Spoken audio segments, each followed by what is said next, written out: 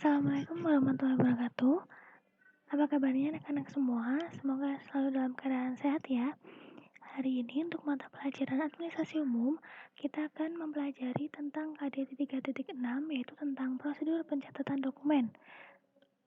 Nah, di prosedur pencatatan dokumen ini nanti kita akan belajar bagaimana cara kita mengendalikan dokumen, menangani dokumen, mencatatnya baik itu surat yang masuk ke kita ataupun surat yang kita keluarkan atau kita kirim ke pihak lain.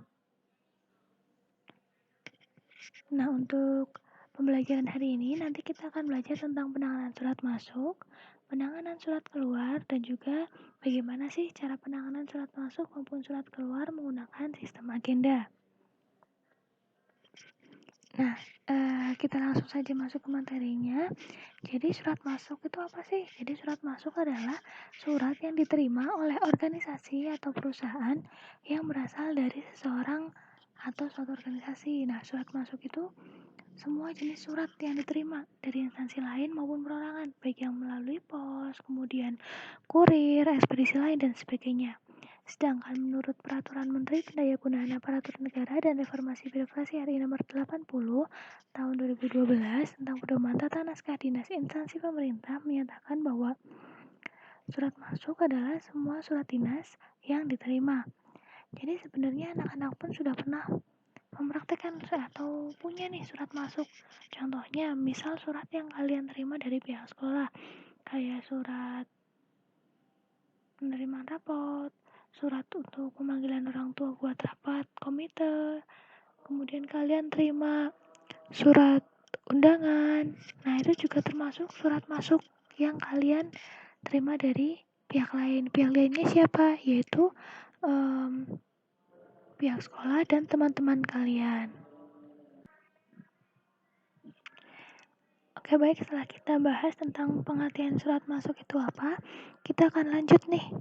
Kerugian apa saja jika kita tidak melakukan penanganan surat?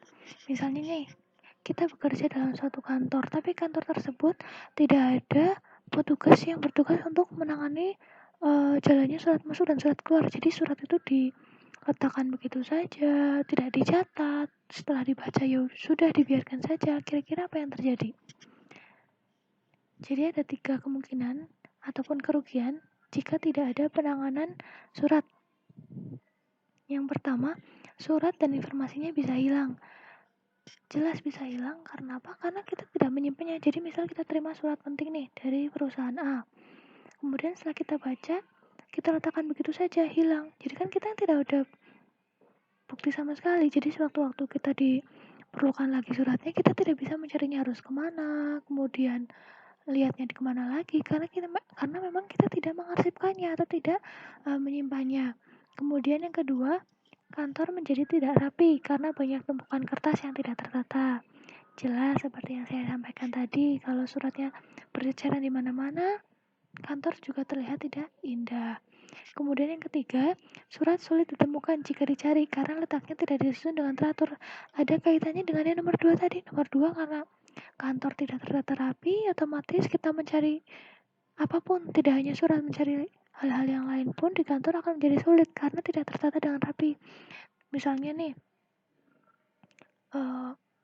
file-file maupun buku-buku ataupun foto-foto tidak tertata dengan rapi di kantor, maka mau lihat album foto pun nggak bisa karena tidak ada penyusunannya. Kemudian surat pun juga seperti itu, karena tidak disusun ataupun ditangani dengan baik, maka kita mau cari surat 2 bulan yang lalu pun tidak akan ketemu karena tidak tertata dengan rapi.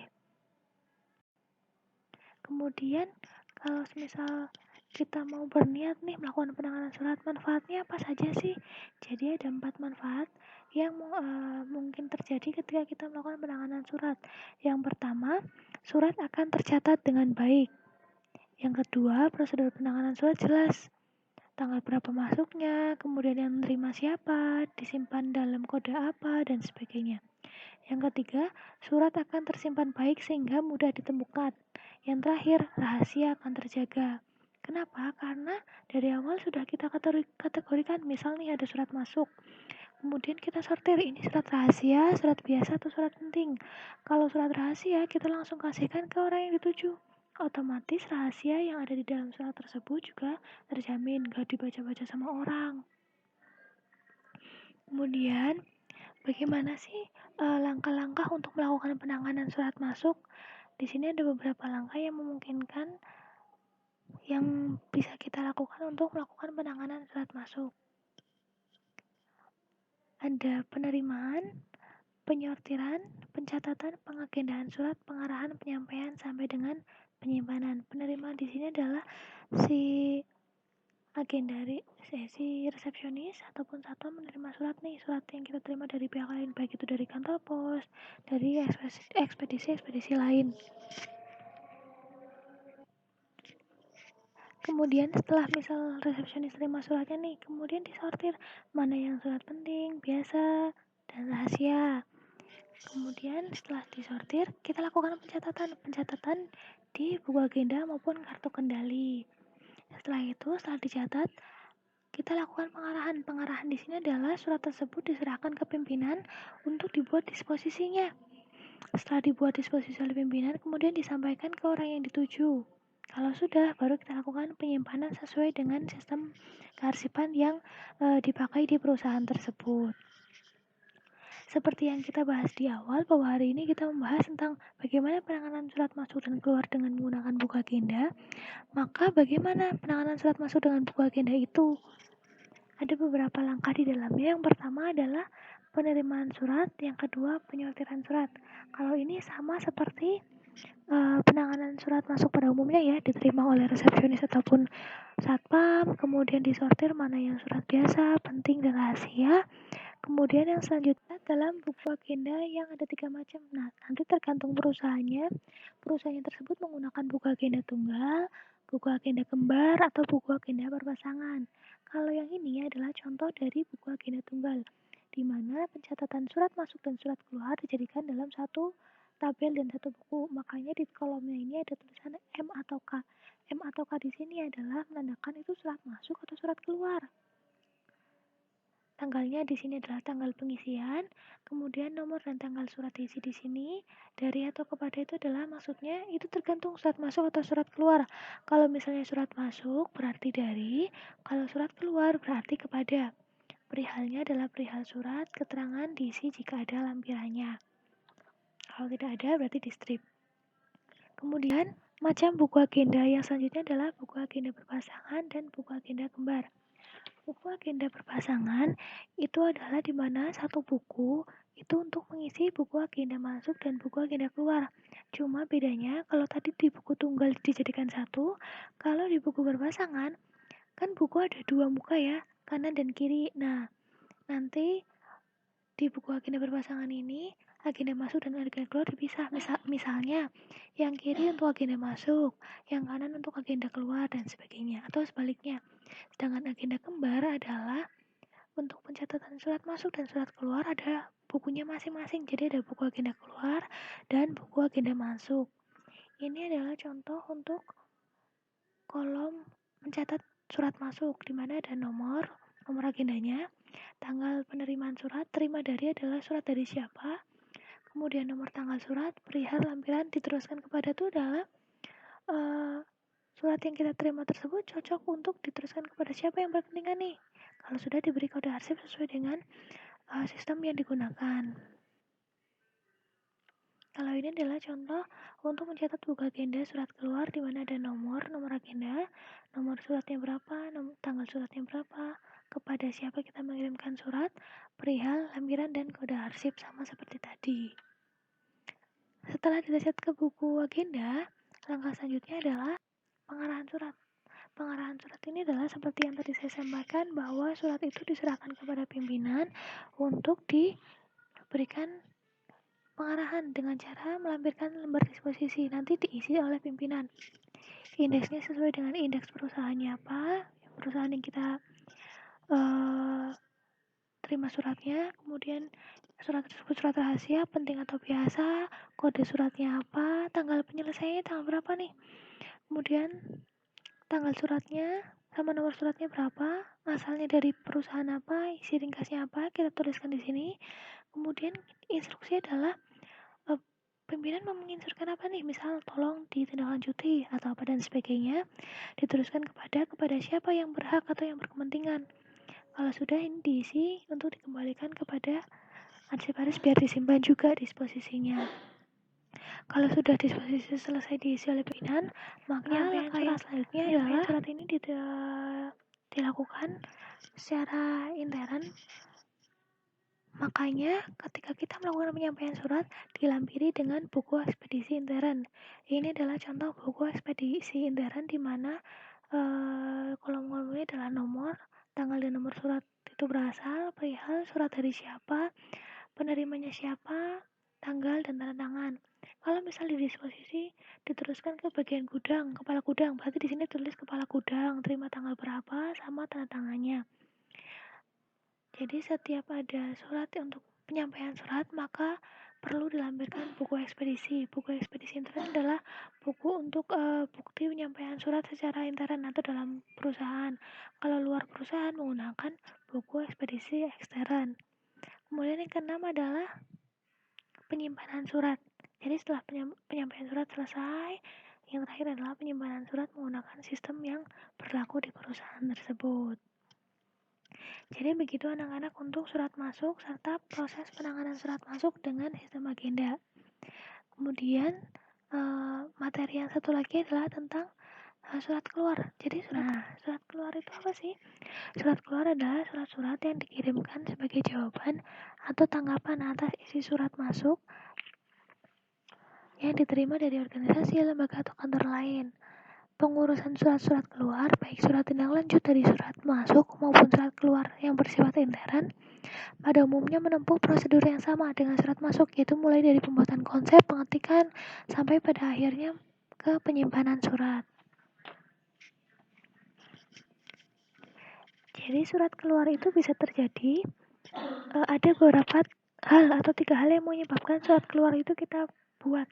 Yang pertama adalah merupakan jawaban surat masuk yang diterima. Misal nih, perusahaan kita menerima surat dari perusahaan B tentang penawaran, maka kita tertarik dengan penawaran tersebut. Otomatis kita harus membuat surat keluar berupa surat pesanan ya, karena kita tertarik nih, jadi kita mau pesen barang-barang yang ditawarkan si perusahaan B tersebut. Kemudian yang kedua merupakan kebutuhan, misalnya membuat surat undangan rapat dan sebagainya, serta memberikan informasi seperti memberi surat edaran dan informasi. Kemudian penanganan surat keluar, langkah-langkahnya apa saja sih? Jadi ada 10 langkah untuk penanganan surat keluar secara umum. Yang pertama adalah pembuatan konsep. Pembuatan konsep surat dapat dilakukan oleh dua pihak. Yang pertama atasan atau pimpinan. Nah, atasan atau pimpinan itu bisa membuat konsepnya kemudian ngetik sendiri, juga boleh, itu biasanya untuk surat rahasia. Atau misalnya pimpinan buat konsepnya, tapi nanti kalau sudah konsepnya sudah jadi diserahkan ke juru ketik. Atau bisa lagi pimpinan cuma buat garis besarnya saja, kemudian dilengkapi oleh sekretaris. Atau pimpinan yang buat tapi didiktekan langsung ke sekretaris, jadi sekretarisnya yang bikin, pimpinan cuma ngomong aja, "Mbak, isinya kayak gini ya," gitu. Itu nanti sekretaris yang ngetik di ataupun nulis di konsepnya. Kemudian membuat konsep yang kedua adalah orang yang ditunjuk atau konseptor. Jadi pimpinan dapat menunjuk langsung orang yang dipercaya untuk membuat konsep surat. Nah, agar ada keseragaman dalam pembuatan konsep surat, sebaiknya konsep surat itu ditulis di lembar konsep surat. Selain lebih rapi, hal tersebut juga memudahkan dalam membuat konsep, mencegah adanya informasi yang tertinggal, serta menghasilkan surat yang lebih jelas pertanggungjawabannya. Kemudian yang selanjutnya adalah persetujuan konsep. Persetujuan konsep ini kalau misalnya surat dibuat oleh konseptor atau bawahan, maka surat tersebut harus mendapat persetujuan dari pimpinan, dengan tujuan pimpinan tersebut memeriksa nih, apakah konsep yang sudah dibuat itu sudah tepat atau belum. Kalau misalnya udah betul, berarti tinggal memberikan ACC pada konsep surat tersebut. Selanjutnya adalah pencatatan. Pencatatan di sini adalah konsep surat yang sudah dibuat tadi dicatat dulu ke buku agenda biar mendapatkan nomor urut suratnya. Jadi nanti ketika mengetik kita udah tahu nih nomor suratnya berapa. Kemudian yang keempat pengetikan, yang kelima pemeriksaan pengetikan. Pemeriksaan pengetikan di sini adalah untuk mengecek apakah ada kesalahan huruf dan sebagainya. Kalau sudah nanti diberikan tanda paraf dengan pensil pertanda bahwa surat tersebut sudah sesuai dengan konsep. Kalau sudah betul, kemudian ke penandatanganan surat, yaitu orang yang bertanggung jawab atas keluarnya surat tersebut. Kalau sudah diberikan cap dinas, dilipat suratnya sesuai dengan lipatan-lipatan surat. Ada 8 lipatan surat ya. Kemudian penyampulan surat menggunakan amplop yang sesuai dengan suratnya. Kemudian pengiriman surat. Nah, pengiriman surat ini dapat melalui 4 cara, yaitu melalui kurir, melalui pos, melalui perusahaan jasa pengiriman, ataupun melalui internet. Nah, pengiriman surat keluar pun juga harus dilampirkan juga dengan format ekspedisi ekstern. Kalau tadi di surat masuk ada ekspedisi intern, kalau di surat keluar ada ekspedisi ekstern. Nah, setelah kita bahas juga penanganan surat keluar secara umum, lalu penanganan surat keluar menggunakan buku agenda seperti apa? Apakah ada perbedaan?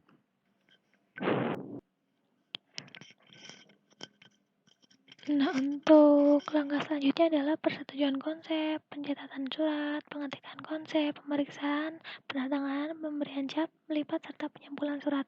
Ini masih sama seperti penanganan surat pada umumnya ya. Masuk ke langkah selanjutnya yaitu pengiriman surat. Ini pengiriman surat tadi sama seperti surat masuk tadi ya, ada ekspedisi intern. Nah, ini adalah contoh dari tabel ekspedisi ekstern. Untuk bukti nih bahwa si kurir ini sudah mengirimkan surat yang kita buat. Kemudian penyimpanan menggunakan sistem yang digunakan di perusahaan. Nah, untuk materi hari ini cukup sampai di sini. Jika misal ada pertanyaan yang ingin anak-anak sampaikan, bisa disampaikan di grup pelajaran atau grup kelas kita ataupun di e-learning. Kalau begitu, sekian pertemuan kali ini. Mohon maaf apabila ada kesalahan. Semoga pertemuan kali ini bermanfaat. Wassalamualaikum warahmatullahi wabarakatuh.